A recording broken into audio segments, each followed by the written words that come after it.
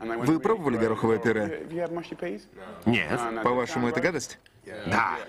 А я вам докажу, что не гадость. Чтобы приготовить настоящее ароматное гороховое пюре, вам нужно нашинковать пучок зеленого лука.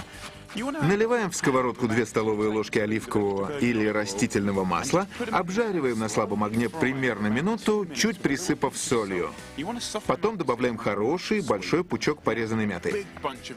Ее надо чуть припустить на сковородке вместе с луком. Аромат потрясающий. Затем высыпаем полкило свежезамороженного гороха.